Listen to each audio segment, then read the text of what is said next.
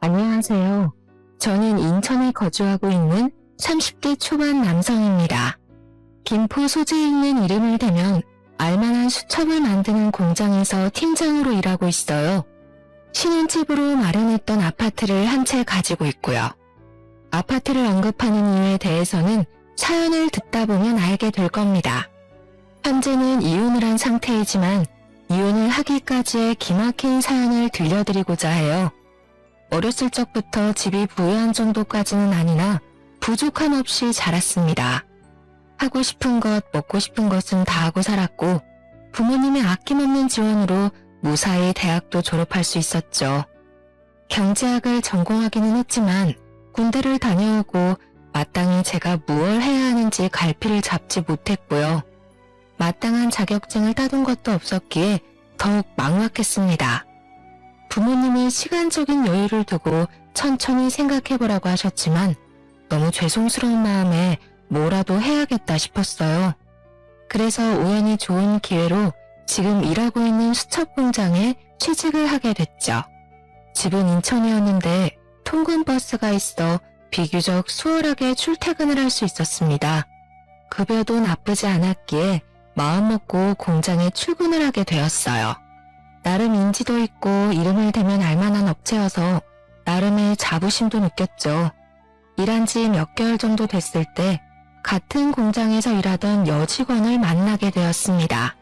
그 직원은 신입 직원이었는데 제가 사수가 되어 옆에서 일을 알려줘야 했어요. 수수하게 생긴 외모에 싹싹한 성격까지 남자로서 반하지 않을 수 없었습니다. 자연스레 서로 연락처를 주고받게 됐고요. 그렇게 사수와 부사수 사이가 되었죠. 이지은 씨, 입사한 지 한 달이나 됐는데 그동안 도대체 뭘 배운 거야? 사수가 누구야? 뭘 가르쳤길래 이렇게 간단한 업무도 하나 처리 못해, 어? 내가 아니었으면 어쩔 뻔했어? 잘리고 싶냐고. 입이 있으면 말을 하란 말이야. 과장님, 이지은 씨 사수는 접니다. 무슨 일인지는 모르겠지만 이제 막 한 달 된 직원이에요. 제가 조금 더 자세히 알려줄 테니 너무 노여워 마세요. 이제 한 달밖에 안 됐는데 뭘 알겠냐고요. 뭐? 영은 씨, 내가 자기 그렇게 안 봤는데 말이야. 상사가 말을 하면 네 하고 말 것이지 뭘 잘했다고 내 말에 토를 달아? 자기도 잘리고 싶어? 도대체 직원 교육을 어떻게 시키는 거야? 사수면 책임을 지고 실수하지 않게 잘 가르쳐야지. 죄송한 말씀이지만 그렇게 과하게 뭐라 하시는 것도 정도껏 하셔야 합니다. 신입 직원이 알면 얼마나 한다고 그러겠습니까? 과장님은 신입 때 실수 안 하셨어요? 왜 애꿎은 신입한테 히스테리를 부리냐 이 말입니다. 뭐? 영은씨, 말 다 했어? 내가 영은씨 그동안 잘해주고 오냐오냐 하니까 내가 만만해 보여? 사수나 부사수나 다 똑같구만. 나 참 진짜 어이가 없어서. 뭐? 히스테리? 어디 히스테리 마음껏 부려줘? 에헤이, 김 과장도 그만하면 됐어요. 사수가 잘 가르치겠다잖아요. 더 큰 소리 내지 말고 다들 각자 자리에 가서 일합시다. 자, 김 과장도 진정하시고 영훈 씨도 얼른 일 봐. 사실 김 과장님은 40대 중반인데 노처녀 히스테리를 늘 직원들에게 부리고는 했었죠. 저는 그러려니 할 수 있었지만 신입 직원이었던 전처는 그걸 감당하기 어려웠을 겁니다. 그렇게 그날 우리는 퇴근 후 술 한잔을 하게 됐고 저는 원래 사회생활이 그런 거라며 위로를 해주었어요. 나이도 어린데 공장에서 힘들게 일하며 잘 살려고 노력하는 것 자체가 대단한 일이라면서요. 그 기회로 우리는 서로에 대한 호감이 생겨 연인 사이로 발전하게 됐죠. 그렇게 2년 정도의 연애 후 우리는 자연스레 결혼에 대한 이야기를 하게 됐습니다. 서로 결혼할 나이가 됐고 벌이가 적당할 때 결혼을 하자는 뉘앙스를 풍겼기도 했고요. 사실 여자친구는 연애하는 기간 동안 짠순이 기질이 있었습니다. 저보다 3살 어렸는데 어린 나이에 경제활동을 하다 보니 아껴야 한다는 생각이 강한가 보다 했죠. 공장을 다니며 나가는 식비가 아깝다며 집에서 도시락을 싸와서 먹기도 했습니다. 데이트를 할 때에도 고급진 레스토랑보다는 순대국밥, 기사식당, 분식집을 더 좋아했고요. 한 번은 생일 선물로 조금 비싼 가방을 사주었는데 뭐하러 이런 거에 돈을 낭비하냐며 혼을 내기도 했어요. 또래보다 사치를 부리는 일은 없었고 평소 행동을 보아도 전혀 씀씀이가 해프거나 하지 않았기 때문이죠. 보통 아내 또래 여자들은 인터넷으로 선물 받은 명품을 자랑하거나 비싼 음식을 먹으러 가면 사진을 찍어 올려 자랑하고는 하는데 아내는 그런 게 없었어요. 물론 아내도 친구들과 어울려 놀기 좋아하는 여느 청춘의 20대였지만요. 자신이 카페에서 마시는 커피값을 아끼려고 공장 내 탕비실에 있는 믹스커피를 먹고요. 언젠가 한 번은 그러더라고요.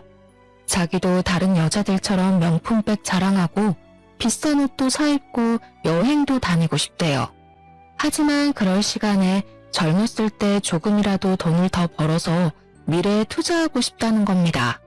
지금 벌 수 있을 때 바짝 벌고 나중에 마음대로 하고 싶은 거 좋아하는 거 하면서 살고 싶다고요. 나이 들어서 돈에 전전긍긍하며 사느니 그게 낫다고요. 남들이 보면 지질이 궁상처럼 보이겠지만 여자친구를 사랑했기에 그 마음 하나로 결혼에 대한 결심을 굳혔습니다. 그리고는 양가 집에 인사를 드리러 가게 되었습니다. 아, 안녕하세요. 영훈 씨와 교제 중인 이지은이라고 합니다. 잘 부탁드려요, 어머니. 아이고, 영훈이 드디어 네가 정신을 차린 모양이구나. 잘 됐네, 잘 됐어. 아가씨, 우리 영훈이 만나느라 고생이 많죠? 참하게도 생겼네. 그래, 저녁은 먹었어? 어서 와서 앉아요. 시장할 텐데 밥부터 먹자고. 직장 잘 다니게 해주셔서 감사하다고 기도한 게 엊그제 같은데 가정을 꾸리게 되다니. 너무 축하해, 아들. 우리 며느리도 앞으로 잘 지내보자꾸나. 결혼 준비하면서 부족한 게 있거든 언제든지 말하렴 도와줄 테니. 부모님은 제가 결혼을 하겠다고 말하니 입꼬리가 떨어질 줄 모르게 좋아하셨죠. 며칠 뒤 여자친구 집에도 인사를 가게 됐습니다. 마찬가지로 식사 후에 커피 한 잔을 하며 이야기를 나누었습니다. 여자친구 집에서는 예비 장인과 장모가 자기들은 여유가 되질 않는다며 많이 보태주지 못해서 미안하다고 하셨고요. 어차피 우리가 하는 결혼이라 양가 부모님들께 크게 손을 벌리고 싶지는 않았기에 문제가 될 건 없었습니다. 그러면서 저한테 집은 어디에 구할 거냐는 둥, 모아놓은 재산은 얼마냐는 등 질문이 많으셨어요. 하나밖에 없는 딸을 시집 보내는데 당연히 궁금하시겠거니 하고 나름의 계획을 말씀드렸습니다. 우리 집도 여유 있는 형편은 아니었기에 우리들이 모은 돈으로 시작할 예정이라고 말했고요. 표정이 약간 어두워지는 듯 했으나 이내 알았다며 결혼 준비를 잘해보자고 하셨어요. 예, 영훈아, 너에게 줄 것이 있어. 나중에 결혼 자금으로 주려고 모아둔 돈인데 이걸로 필요한 거 사고 그래. 집은 이 엄마가 사주마. 직장과 가까워야 하니 미리 받은 아파트가 있거든. 거기로 해줄 테니 행복하게 잘 살기만 해. 엄마, 이러지 않으셔도 돼요. 나도 직장 자리 잡았고 스스로 할 수 있어요. 넣어두세요. 제가 벌어서 알아서 할 테니 걱정 마시라니까요. 감사하게도 부모님께서는 그동안 모아놓은 돈을 보태주시며 작은 아파트까지 마련해 주셨습니다. 처음 시작하는 인생인데 빚 없이 살아야 한다며 자신들도 어차피 일을 하니 걱정하지 말라셨고요. 조금 무리해서 직장 근처에 있는 집을 마련해 주셨죠. 당연히 혼수는 저와 여자친구가 모아둔 돈으로 해야겠다는 생각을 했습니다. 자기, 지금 모아둔 돈이 얼마나 있어? 부모님이 집까지 해주시고 여윳돈도 주셨는데 이 돈으로 하는 건 조금 아닌 것 같아. 우리 힘으로 혼수 정도는 채워넣어야 할 것 같은데 자기 생각은 어때? 나 사실은 사정이 좀 있어서 모아놓은 돈이 1,000만 원이 전부야. 미리 말하지 못해서 미안한데 부모님이 나이가 있으시니 수입이 일정치 않으셔서 내가 조금 도와드렸어. 어린 동생도 있고 그동안 직장에서 일한 기간에 비해 생각보다 모은 돈이 별로 없다고 느낀 저는 조금 의아했습니다. 얼마를 어떻게 보태주는지 굳이 따져 묻지는 않았어요. 저였어도 부모님이 힘들다 하시면 당연하게 도와드렸기 때문이죠. 이해했습니다. 그래도 있는 돈을 모아 혼수를 마련하기로 했고 가구와 가전을 사서 들여놓으니 조금씩 신혼집의 구색을 갖추기 시작했죠. 결혼 준비를 하며 집을 부부 공동 명의로 해야 세금이 조금 줄어든다 하여 혼인신고를 미리 했고요. 그렇게 상견례도 하고 몇 개월이 지나 행복하게 결혼식을 올렸습니다. 물론 그 일이 터지기 전까지는 세상을 다 가진 것 같은 기분이었죠. 결혼 생활은 평범했습니다. 하지만 같은 공장을 다녀서 그런지 주변 시선들이 신경 쓰였어요. 사장님의 배려로 부서가 바뀌어서 아내와 매일 얼굴 보고 일하진 않았습니다. 아무래도 같은 공간에 있다 보면 다른 사람들이 불편해할 수도 있었으니까요. 신혼집에서 함께 아침 차려 먹고 저녁 차려 먹는 평범한 일상이 당연하게 느껴질 때쯤이었어요. 여보, 내 남동생 말이야. 곧 초등학교도 가야 되고 이만저만 드는 돈이 너무 많아. 친정에서 수입도 일정치 않은 데다가 요즘에는 학원도 3-4개씩 다닌다더라고. 뒤처지면 안 되니까 어떻게든 해야 되는데 나는 내 월급 친정에 보탤게. 뭐? 그게 말이 돼? 아무리 사정이 어렵다지만 같이 벌어서 저축도 해야 되고 우리도 언젠가는 아이가 생길 텐데 미래를 준비해야 하는 입장이잖아. 조금 더 넓은 집으로 이사도 가야 하고 말이야. 많이 도와드리지는 못하겠지만 월급 전부를 주는 건 조금 과하지 않아? 벌이가 적은 것도 아니고 내 월급쯤이 없어도 솔직히 먹고 사는 데는 지장 없잖아. 그리고 어머니가 주신 돈도 있고 여유가 없는 것도 아닌데 내가 내 월급도 마음대로 못해? 여보가 너무 이기적인 거 아니야? 뭐? 이기적이라고? 그럼 나도 우리 엄마한테 내 월급 다 줘도 되냐? 말을 그렇게 하면 안 되지. 처가댁도 사정이 있으신 건 알겠지만 우리도 엄연한 가정이야. 우리 가정을 위해서 써야지 왜 장인 장모님한테 돈을 그렇게 주는 건데? 장인어른도 일하시고 장모님도 일하시는데 아무리 그래도 그렇지. 월급 전부는 좀 심하지 않아? 저는 솔직히 어이가 없었습니다. 용돈을 안 드린 것도 아니고 그렇게 생활이 어려울 정도로 부족하다는 생각이 들지 않았어요. 현재 장인어른은 아파트 경비원 일을 하고 계시고 장모님은 국민연금을 받고 계십니다. 그래도 장인어른이 벌고 계시는데 애 한 명 키우는 게 그렇게 힘든가 싶었어요. 아직 초등학교도 들어가기 전인데 학원을 다니는 것도 아니고 애 하나에 얼마나 많은 공을 들이나 생각했어요. 남동생을 얼마나 끔찍이도 아끼길래 그렇게 많은 돈이 필요한가 싶었어요. 그래서 아내가 굳이 이렇게까지 월급을 올인하면서까지 생활해야 하나 싶었죠. 제가 아직 아이가 없어서 그런지는 모르지만 아내에게 너무 과한 처사 같다고 이야기했습니다.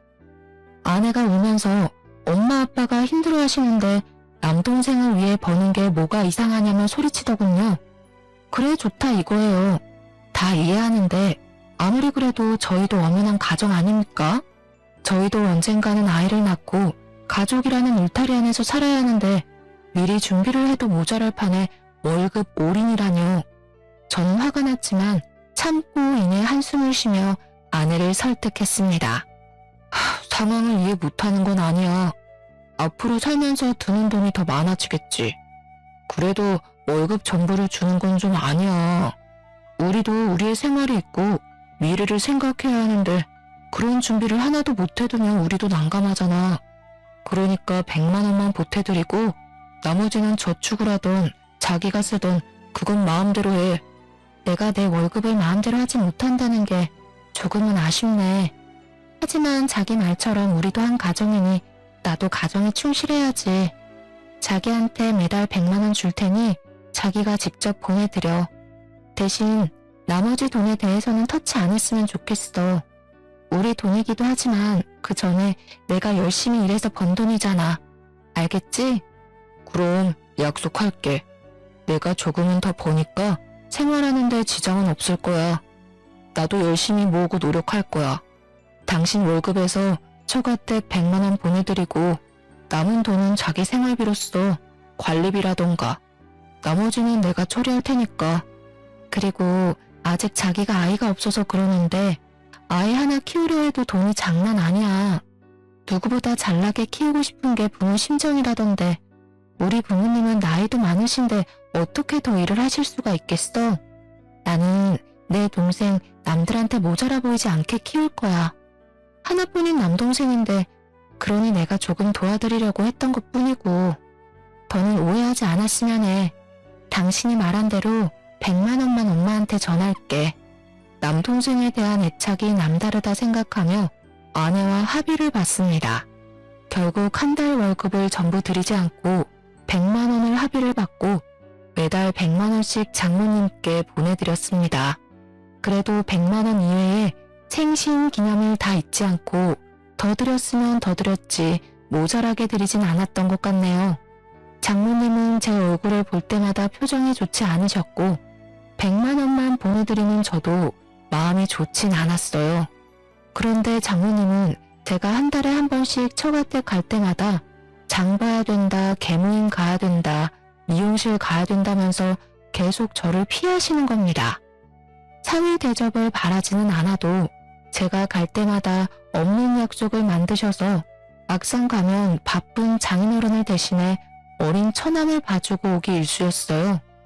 저도 사람인지라 내심 서운했죠. 한편으로는 드리는 돈을 줄여서 그런가 싶어서 마음이 조금 불편하기도 했습니다. 장모님이 나한테 많이 서운하신가? 맨날 오면 얼굴은 통 뵙지도 못하고 왜 나를 피하시는 느낌이 드는 거지? 엄마가? 에이, 여보가 착각한 거 아닐까? 엄마도 우리 왔다고 못해도 할 일이 많은가 봐. 여보도 생각해봐. 우리 엄마가 늦둥이 키우느라 얼마나 힘들면 우리 오자마자 미용실이랑 계모임이랑 가겠어. 그만큼 못하는 일이 많았다는 거 아니겠어? 애써 그래 좋게 좋게 생각하자. 나이 드신 장모님이 애 키우느라 바깥 생활하기 힘들어서 저랑 아내가 올 때만큼이라도 시간 내서 약속 만드는 거겠지 하며 좋게 생각하기로 했습니다. 그런데 문제의 그날에 제가 들어서는 안 될 말을 듣고야 말았습니다. 그때도 처갓댁을 방문했는데 아내가 집에 도착하자마자 장모님은 친구들이랑 약속이 있다며 급하게 나가셨어요. 알겠다고 바깥일 보고 오시라고 했죠. 아내와 함께 처남과 영화관 가서 영화도 보고 장난감도 사주고는 다시 처갓댁에 돌아왔습니다. 주말인데 운전을 해서 그런가 저녁 식사를 한 뒤 피곤해서 잠이 들어버렸어요. 그러나 자던 것도 잠시 수근수근거리는 소리에 잠에서 깨고 말았습니다. 거실에서 아이의 소리가 들렸고 아내와 장모님이 대화를 나누고 있었죠. 무슨 이야기인지 듣다가 저는 기절 초풍하고 말았습니다. 그래도 얘 아직까지 몰라서 다행이다. 고적상으로도 네 동생으로 되어 있으니 문제될 건 없다만 그래도 안 들키게 조심해야 해. 지우야, 너도 아저씨 있을 땐 엄마 보고 누나라고 해야 해. 알겠지? 엄마, 너무 시끄러워. 조용히 해. 우리만 조용히 하면 아무도 모르는 일이야. 나 혼자 벌어서 먹고 살기 힘들잖아. 시부모님이 여윳돈도 챙겨주셨으니까 모자라면 적당한 핑계대서 돈 보태달라고 하면 될 거야. 걱정 마.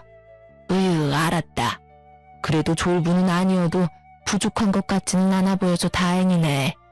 우리 지우 이제 돈 걱정 좀 줄겠다. 지우 너도 좋지? 누나가 돈 많이 벌어주니까.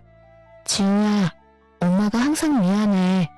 지우가 엄마라고 부르고 싶어하는 거 알아. 엄마랑 할머니랑 있을 때만 엄마라고 해야 해. 알겠지? 아저씨나 다른 할머니 할아버지 계시면 누나라고 꼭 부르고.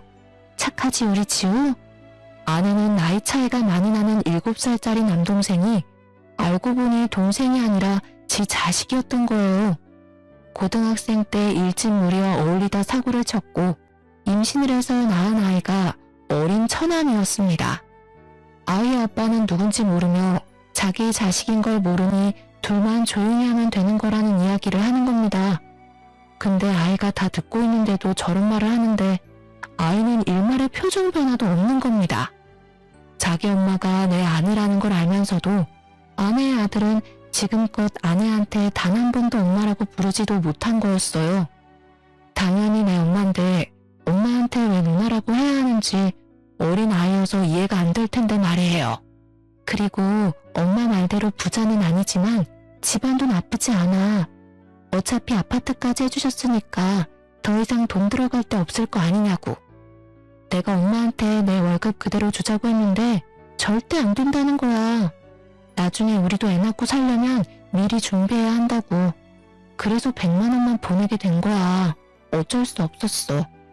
그런데 난 우리 지우 좋은 학원 보내주고 좋은 거 입히고 하려면 돈이 더 필요해. 그러니까 아무 걱정 말고 돈 부족하면 이야기해. 알겠지? 알았다니까 그러네. 지우는 걱정 말고 너는 일단 김서방이나 잘 구슬려 봐. 사람은 괜찮아 보이더만. 잘 구슬리면 그래도 돈을 잘 줄 것 같던데 이왕 이렇게 된 거 지우 동생도 보고 나중에 애가 태어났는데 헤어지자고는 못할 거 아니니. 애가 지금 지우 하나 키우는 것만 해도 얼마나 힘든데 또 애를 낳으라 그래 엄마는. 일단 지우 건강하게 잘 크는 것만으로도 나한테는 고마운 거야. 아빠 앞에서도 입 조심해야 해. 그리고 영훈 씨와 나 사이에서 아이를 가질 생각은 없어. 때를 봐서 임신하기 어려운 몸이라고 둘러댈 생각이야. 저는 듣다가 너무나도 기막힌 사실에 아무 소리도 못하고 그 자리에서 주저앉고 말았습니다. 우당탕탕 소리가 나자 헐레벌떡 아내와 장모가 일어나더니 어쩔 줄 몰라 하는 게 아니겠어요? 지금 제가 들은 게 도대체 무슨 소리죠? 여보, 이게 다 무슨 소리야? 내가 들은 게 사실이야? 지우가 자기 동생이 아니라 아들이었어? 사실이야? 무슨 소리야?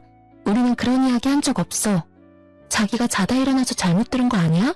어떻게 그런 생각을 할 수가 있어? 웃기지 마. 내가 분명히 들었어. 당신과 장모님이 나눈 대화 내가 다 듣고 있었다고. 시침이 뜰 생각은 하지 마. 어떻게 그런 걸 속이고 결혼을 해?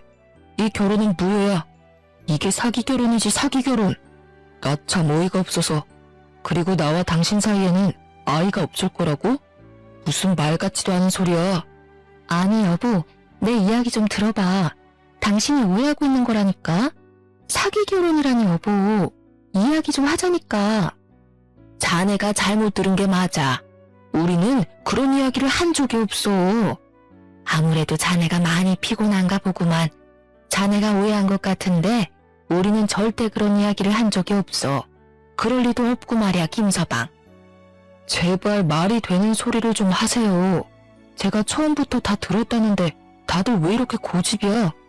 진짜 어디서 사기 결혼을 해가지고 안 비켜? 이럴 거면 결혼을 왜 한 거야? 이건 명백한 사기라고. 아이 보기 부끄럽지도 않냐?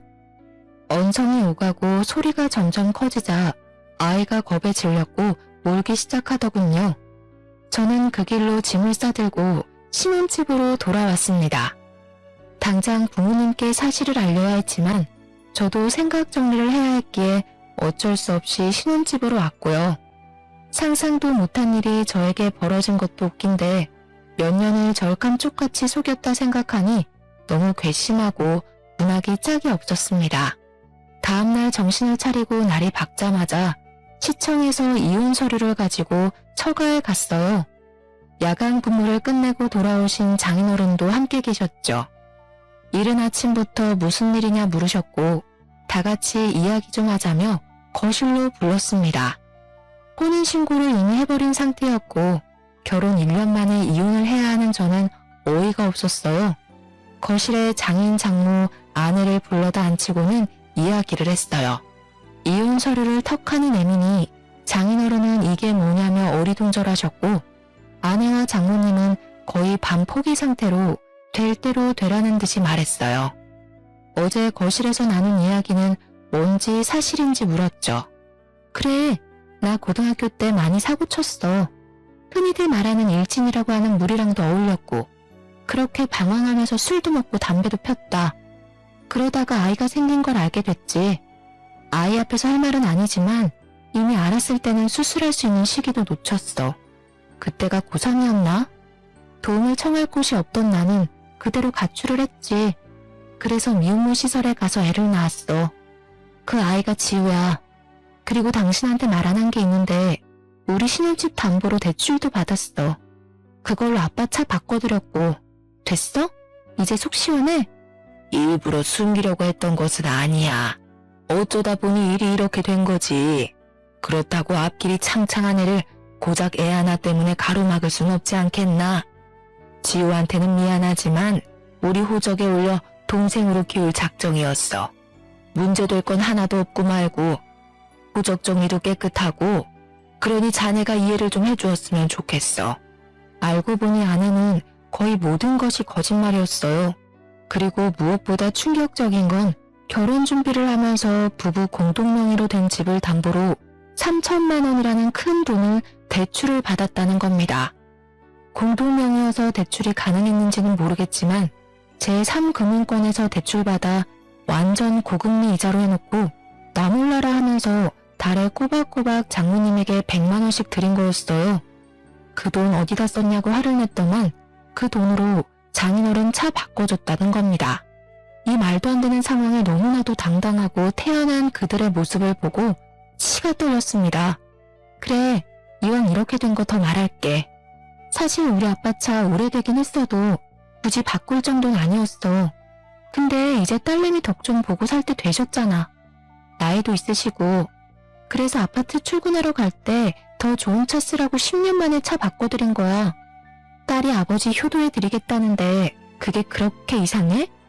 아니, 효도는 당신이 직접 번 돈으로 해야지.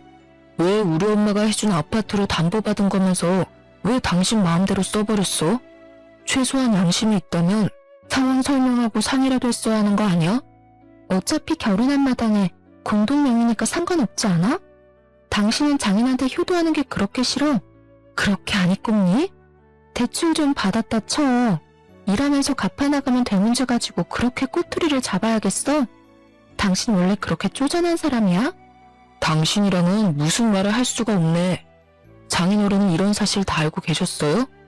집사람이 매달 100만 원씩 장모님 드린 거, 그리고 신혼집 담보로 대출받아서 장인어른 차 바꿔드린 거요. 알고 계셨냐고요? 그리고 지우가 제 아내 자식인 것도 알고 계셨어요? 어쩜 그리 하나같이 절 속일 생각만 하셨어요? 아니 이게 무슨 말인 거냐 도대체. 김서방, 난 정말 몰랐네. 몰랐다고. 그저 직장 다니면서 모은 돈으로 바꿔준 걸로 알고 있었네만. 지은아, 여보, 이게 다 무슨 일이야? 지우 이야기는 또 뭐고? 내가 내 돈으로 친정에 돈 보태겠다는데 그것도 안 입고 하질 않나. 내가 알아서 하게 냅두면 이렇게까지 하지 않아도 됐는데 이왕 이렇게 된 거 미안하다는 사과는 못할 것 같아. 이미 엎질러진 물. 그래, 이혼하자 이거야. 도대체 내가 뭘 그렇게 잘못했니? 오랜 침묵을 깨고 상황 파악을 대충 하신 장인어른이 연신 미안하다며 사과를 하셨습니다. 저는 뒷골이 땡겨서 아내와 장모님의 뺨이라도 후려갈기고 싶었어요. 하지만 사과를 하시는 장인어른과 그런 어른들의 모습을 바라보는 어린 처남을 보고 겨우 참았습니다. 아내와 장모님은 한 번만 봐달라고 자신들의 이야기 좀 들어달라고 사정했지만 제가 매정하게 이혼 서류에 도장을 찍으라고 하자 적반하장으로 나왔습니다. 장인어른은 도대체 무엇하는 짓이냐며 아내와 장모님께 소리쳤지만 그들은 막무가내였어요. 자네 그거 아나? 이미 혼인신고를 한 마당에 이혼하게 되면 신혼집으로 마련했던 아파트를 반으로 나누고 위자료까지 줘야 해. 아이의 양육비를 줘야 한다는 얘기야. 부부 공동명의잖아. 그러니 나누어야지 안 그래? 당신 그만하지 못해? 그게 어디서 배워먹지 못한 태도야? 김서방한테 무릎을 꿇고 빌어도 모자랄 판국에 무슨 자신감으로 그런 태도냔 말이야. 내가 자식 농사를 잘못 지었어. 그만 좀 해. 뭐? 이 양반이 정말 모지리 같은 당신도 내가 걷어주지 않았으면 이렇게 살지도 못했어. 지은이 임신해서 애기 나왔는데 그럼 애를 길바닥에 버려? 말이 좋아서 친척이 사정이 있어서 맡긴 아이지. 바보도 아니고 말이야. 도대체 내 팔자야. 뭐? 지우가 지은이 애란 말이야?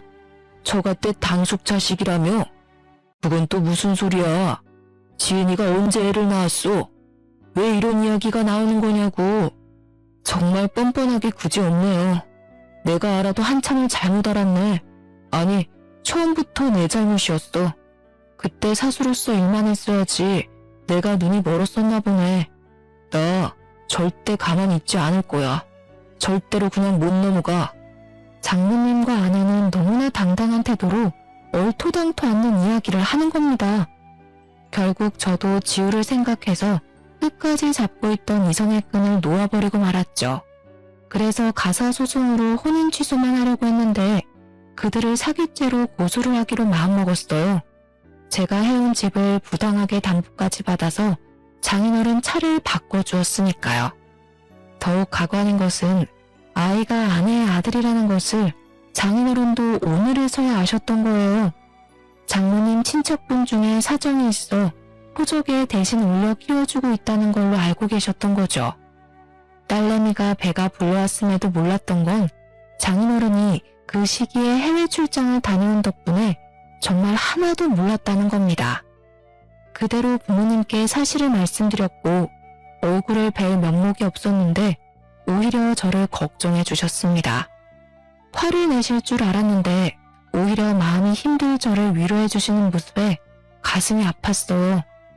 어려서 부족함 없이 키워주고 뒷바라지 해주시는 부모님에게 효도를 하지는 못할 망정 불의를 저지른 것 같아 너무 죄송했기 때문입니다.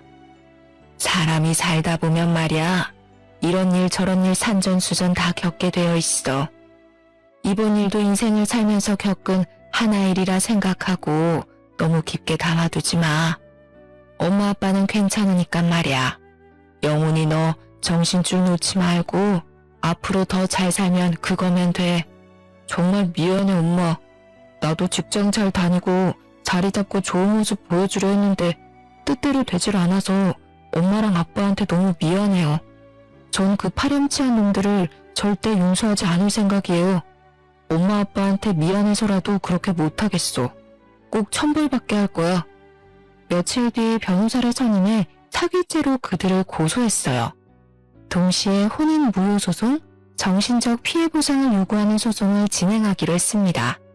당연히 아내에게 유책 사유가 있었고 재판은 저에게 유리한 쪽으로 흘러갔죠. 아내가 부부 공동명의를 빌미로 대출을 받아 빚을 만든 점, 본인의 아이를 동생이라 속이고 그 사실을 배우자에게 의도적으로 숨긴 점, 맞벌이로 같이 일하고 가사노동을 하긴 했으나 본인이 얻은 이득은 가정에 하나도 도움이 되지 않은 점 등 아내에게 유책 사유는 너무 많았습니다. 오히려 아내가 저에게 8천만 원의 위자료를 지급해야 한다는 결론이 나자 아내는 항소를 했습니다. 자신도 맞벌이를 하고 집안일을 했는데 왜 위자료를 줘야 하냐며 말이죠. 재판에서 지던 날 법정을 나오며 저에게 악에 받쳐 소리를 치더라고요. 끝까지 이렇게 나오시겠다. 맞벌이하면서 나도 가사를 분담해서 잘했고 아내로서의 역할 충실히 이행했어. 재산 분할이 불가하다니 가능키나 한 소리야? 난 절대 얌전하게 안 끝내. 절대로. 곧 죽어도 자기 잘못을 모르는구나. 당신은 사기죄가 얼마나 큰 죄인지는 알고 하는 소리야? 인두껍을 쓰고 어떻게 그런 짓을 할 수가 있어. 지나가는 개를 붙잡고 왈왈 짖기만 하지. 즉 개 같은 소리라는 거야. 맞소송? 까짓거 해. 아직도 당신이 뭘 잘못했는지 모르는가 본데 어디 한번 끝까지 가보자고. 사기죄든 뭐든 꼭 콩밥 먹게 해줄게. 처음에는 처가댁도 변호사를 선임해서 항소하고 맞소송을 하기도 했어요. 하지만 여유가 없던 그들은 수임료를 감당하지 못했던 탓에 1년 정도의 긴 법정 싸움 끝에 결국 저에게 소송을 취하해달라고 찾아왔습니다. 제가 쉽게 소송을 취하해주지 않자 저희 부모님에게까지 찾아왔더군요. 어느 날 장인어른은 지우를 데리고 저를 찾아오셨습니다. 자네가 그동안 얼마나 힘들었을지 내 감은 안 잡히네만 감히 말할 수도 없는 노릇이고 소송도 내 의지와는 상관없는 일이지만 애초에 지은이와 마누라는 나는 안중에도 없었어. 미안하지만 자네가 나를 봐서라도 선처를 해주면 안 되겠나? 내가 자식을 잘못 키웠네. 못난 이 사람을 봐서라도 용서해주게. 아저씨, 한 번만 봐주시면 안 돼요? 진짜 미안해요. 우리 엄마 혼내지 말아주세요. 지우가 잘못했어요. 미안해요. 자네가 그날 그렇게 집에 가버리고 나도 더 이상 같이 살 수가 없어서 나왔네. 처음에는 혼자 나왔는데 지우가 지은이랑 마누라 틈 사이에 껴서 제대로 살 수가 있을까 해서 결국에는 내가 데리고 나왔지. 그래서 지금은 원룸에서 같이 생활하고 있네. 자네에겐 정말 미안하지만 다시 한번 말하지만 제발 선처를 해줄 수는 없겠나? 장인어른은 어린 처남, 아니 그 여자의 아들을 데리고 오면서까지 아이를 봐서라도 한 번만 선처해달라고 사정을 했습니다. 장인어른이 저지른 잘못도 아닌데 괜한 심술로 욕보이는 것 같아 죄송할 따름이었어요. 장인어른과 지우에게 식사를 대접해드리고는 집으로 돌려보냈습니다. 물론 그 와중에도 아내와 장모였던 사람은 얼굴도 안 보였지만요. 장인어른만 간간히 찾아오시며 미안하다는 말씀과 함께 직원들과 일하면서 마시라고 커피를 사주고 가실 뿐이었습니다.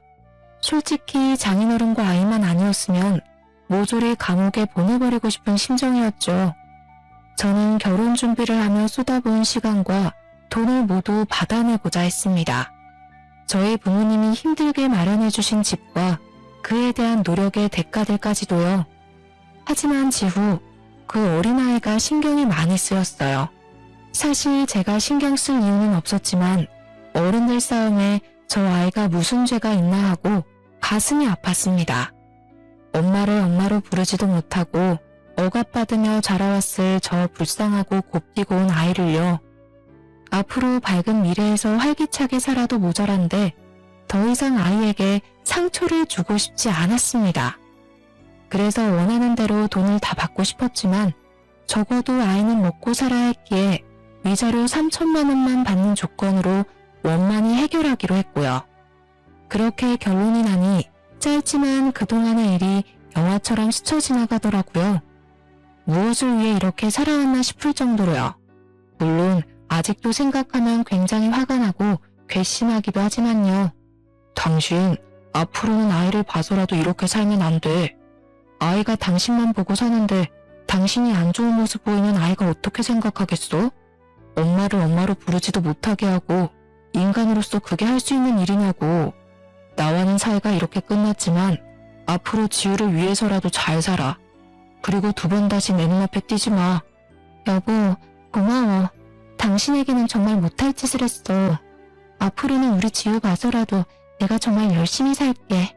선처해줘서 고마워. 앞으로 더는 연락할 일 없을 거야.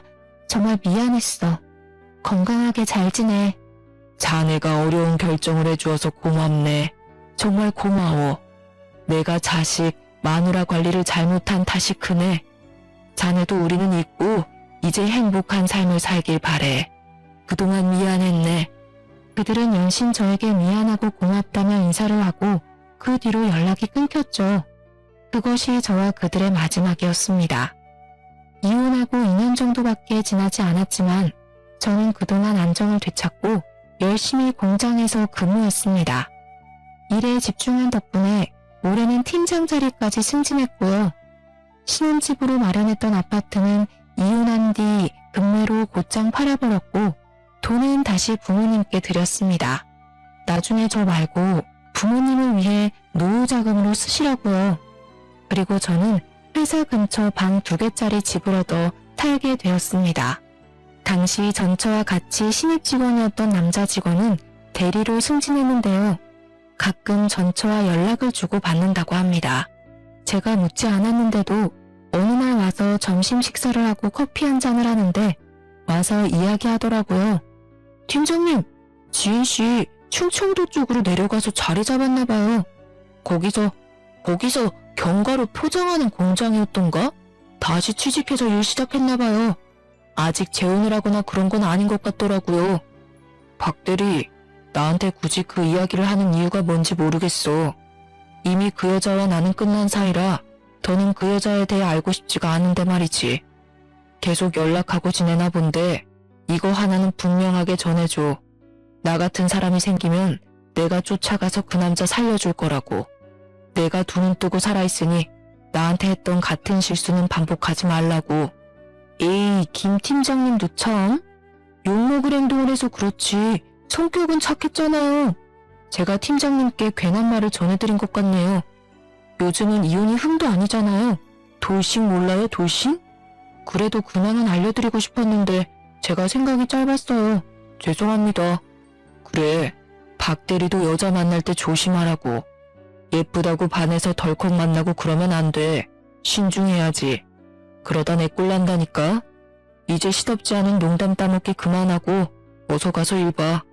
아내였던 여자가 예쁘고 돈 아낄 줄 알고 검소해서 착한 여자인 줄 알았는데 결혼하고 뒤통수 맞은 게 2년이 지나도 생생하게 기억날 정도로 충격이 남아 있었습니다. 물론 같이 일하는 동료들에게는 아무렇지 않은 척 농담을 주고받기도 하지만요. 박 대리 말처럼 요즘엔 이혼은 대수롭지 않은 일이니까요. 저는 지금 당장은 결혼 생각이 없지만 차라리 집안 환경을 모두 다 아는 결혼중개업체에 연락해서 결혼할 여자를 찾을까도 생각하고 있습니다. 물론 소개팅 회사에 연락하면 인위적인 만남이란 게 마음에 걸리지만 이렇게 사기꾼들이 판치는 세상에서 온전한 내 가정을 만들려면 어쩔 수가 없는 것 같거든요. 결혼이 필수도 아니고 지금은 제가 하는 일에 만족하며 살아가 보려고 해요. 사는 게 바쁘다는 이유로 혼자 여행도 못 해봤는데 올 여름에는 제주도로 한 달 살이도 할 예정이고요. 내년에는 부모님을 모시고 유럽 일주도 생각하고 있습니다. 평생 바쁘게 일하시고 저 뒷바라지 해주시느라 해외여행을 한 번도 안 가보셨거든요. 그 김에 저도 세상을 좀 더 돌아보고 싶네요. 그러면 마음의 여유가 조금은 생길 것 같습니다. 아, 그리고 여러분, 혹시 모르니 겉으로 예쁘다고 착하다고 속지 마세요. 겉과 속은 다르고 돌다리도 두드려보고 건너라는 옛말 하나도 틀리지 않더라고요. 여러분도 조심 또 조심하시기 바랍니다. 제 긴 사연을 읽어주셔서 감사드려요.